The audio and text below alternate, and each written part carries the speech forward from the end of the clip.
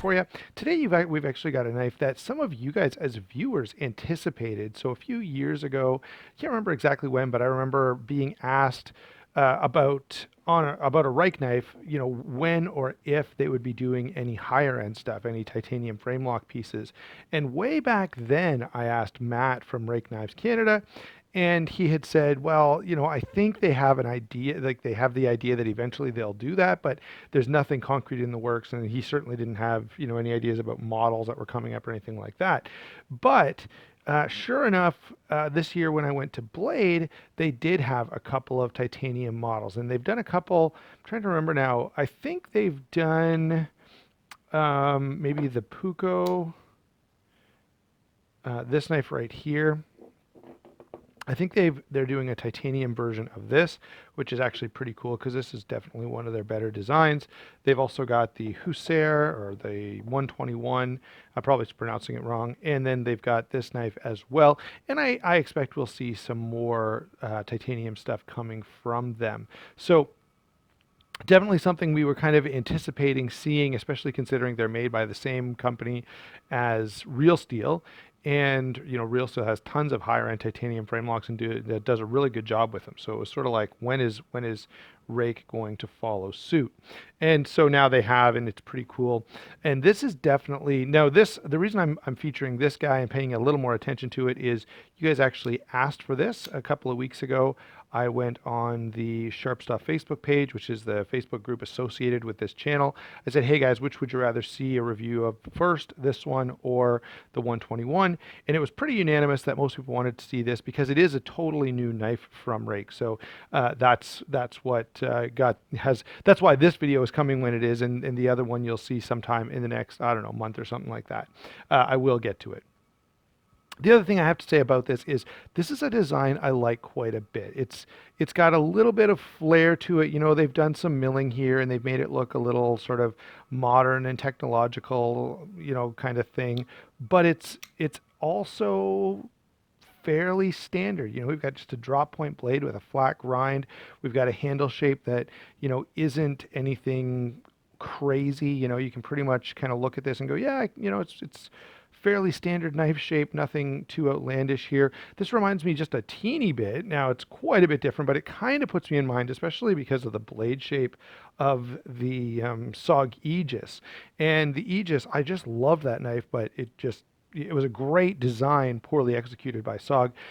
This is a pretty nice design, actually pretty well executed. So, but I do sort of see some similarities, sort of that teardrop shape to the knife overall, and that nice, substantial, but thinly ground drop point blade. So those are all some introductory points that I wanted to give you. Let's go ahead with size and weight now that you kind of know where I'm coming from and have a little bit of background on this knife. So size and weight here, 8¼ inches overall, 3.5 inches on the blade, 4 15/16 handle, 3 3/4 grip area, and 3.88 ounces. So for a titanium frame lock over 8 inches, that's a really, really nice weight. Under 4 ounces is pretty darn impressive. And does this carry well? Yeah, of course. You get those numbers, you kind of know, you know, this carries, you wouldn't even know you're carrying a knife hardly. So very, very nice. Size and weight, I think, is really, really good. And they've definitely picked a good safe size to sort of enter the market with so that they can, you know, be assured that that portion of the design is not putting anybody off.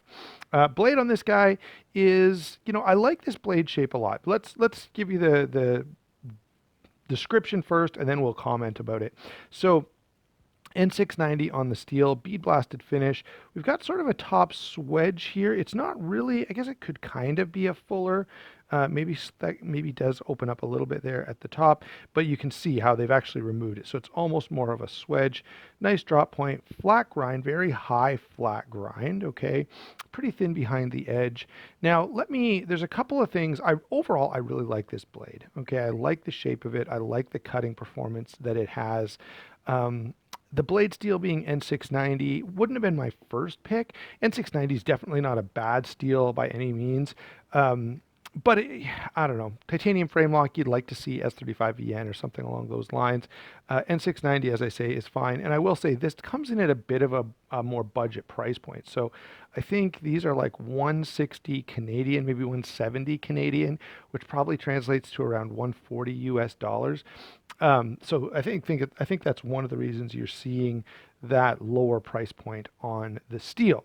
The other thing that I don't love about this blade is the bead blasted finish. I just find this one has held up pretty well, okay, but I don't know. I'm just not a fan of bead blasted finishes. One, when they scratch up, and eventually they will, this one, as I say, has held up pretty well, but eventually it's going to get a big scratch on it, and the scratch is going to show up. It's going to stand out like a sore thumb, right? Because now you've got sort of raw steel showing through.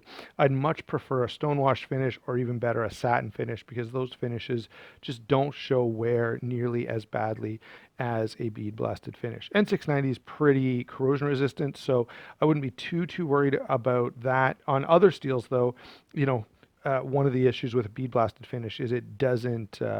It can make the knife more potentially corrosive rather than less, which generally is going to be a bad idea. But there's a lot of companies that just keep doing the blasted finish. I don't know what the appeal is, but they're out there. So, in terms of actual cutting performance, I like this blade quite a bit. The steel is fine. I'm not in love with the finish, but it's not a terrible, like, deal breaking, just throw this knife in the garbage type of issue. It's just I would prefer a different finish. Now, maybe many of you watching think bead blasted finishes are the best, and you just love that. I'll leave that up to you. In terms of actual, being a good cutting tool, this blade is fantastic, so there's no issue with that. Moving on to lockup and deployment. Now, I, I should point out this does have a secondary lock, and I don't like secondary locks. I've never touched this. Like, this time flicking it here on video is the only time I've ever moved that lock. It's completely useless, but nonetheless, there it is. We do have, of course, a titanium frame lock, over travel stop, lock bar insert, all the things we're used to seeing. It is on bearings, and it is a flipper that works pretty well. The detent is a teeny bit soft. I'd like to see it just a little bit stiffer, but if I try to, like, fail... Let's see. Yeah, I really can't fail to deploy the knife. I guess there you go. I can kind of do it. If I'm really, I really have to work at it. But, under normal conditions, if I want to open the knife, it always opens. So I can't really take that many points away, other than to say I would like to see it a little snappier. But again, not that bad. Now, on the bright side, or on the other side of that, everything about this lockup and deployment is very comfortable, right? It's quick, it's easy. This is the knife that if you're gonna flip this and play with it while you're watching TV or something, you could flip this knife for hours and you're not going to have any issues. Okay. What about the handle? The handle is the last thing, and again, this is a pretty nicely done handle. I like I like the work that they've done on it. It's very attractive. I like the titanium, of course. Everything is very functional. We've got a titanium backspacer here, milled titanium clip. I'm pretty sure this is titanium anyway. I guess it could be aluminum. It's not magnetic either way. And then we've got these see-through pivot holes, which I'm indifferent about. I know it's kind of a thing, but to me, I don't know, that makes no difference. A little piece of carbon fiber inlay here, and this inlay is laminated carbon fiber. So it's a piece of G10 with a carbon fiber sticker sort of on it. That's understating it a little bit. It's not quite that bad, but it's similar to what Spyderco uses with a lot of their knives and stuff. It's a laminate rather than a solid piece of carbon fiber. And then we've got this little bit of texturing here. So that's how the handle is put together. I don't have any issue with it at all. In fact, I rather like the construction on this. Now, ergonomics is another question, and I've got to say this is okay, and that's all I can say about it. The main thing that puts me off, this is nice, and I've used it, and I've actually done some pretty hard cutting with it, and I can't say that there were no hot spots, and there was nothing that actually hurt or was truly uncomfortable, but it just could have been a little more comfortable. If you're used to, say, a Griptilian or a Para 2 or a Rat 1 or something like that, knives that are really nice in hand, This is not as good as those. That's all it is. It's not uncomfortable. I've had some handles that are really uncomfortable, and I have to say they're terrible, but this is not that. It's just not as good as it could be. The one point I will make here, I don't know why that was so hard to say, is I wish they would have stopped this swedge up here somewhere so that this thumb, they've put jimping on it so my thumb can go here, but it's very narrow. And so if I do have it in a saber grip and I'm cutting something really hard, it's not comfortable. I end up kind of backing up to this or going to a hammer grip. So I would have liked to see this, and if someone from Ruike is watching, it'd be nice to see that just a little bit thicker so that I've got sort of an actual spot to rest my thumb rather than just fairly thin little area there. So overall, you can see, guys, there are a couple of little hiccups here, but it's very, very nicely done. And I will say those hiccups are easy to overlook for something that is as comfortable in pocket as this. I've carried this quite a bit for that very reason. It's so lightweight that it's great for those times where, maybe I'm wearing something a little lighter or thinner that day. I'm wearing track pants or workout pants or something like that, and I still want something a little more substantial. I want a titanium frame lock. This is a great, great option. So let's go ahead and cover some comparisons before I give you my overall thoughts. And we'll kind of start out with, well, first let's throw the Real Steel Puko in here. At the beginning, I said I thought they had this. That's totally, totally wrong. There's a different rake model that's a well-established model that they've created in titanium frame lock. Real Steel, which is a totally different company, has done this in a titanium frame lock, and that's a pretty cool option. Hopefully, they've added some traction to it because this knife can be a little slick, but I think these make a pretty good comparison. And lots of people are familiar with this knife. Let's move this out of the way and carry on to another knife that I think is pretty comparable, or at least it can stand in for a series of knives that I think are comparable. So this, of course, is the Mass Drop Gavco Thresher. And I've got this not because I feel like these are direct competitors. This one is a fair bit more, around 200 bucks. But there are quite a number of Mass Drop collabs that are in that more budget-ish range. I think the Crux is like 125. The Buck might be around that price as well. So there's a couple. I don't know what the Laconico Keen is. If someone wants to comment below with a price on the Keen, that would be good. But those Mass Drop collabs built by We are really, really nice options if you want a budget titanium frame lock.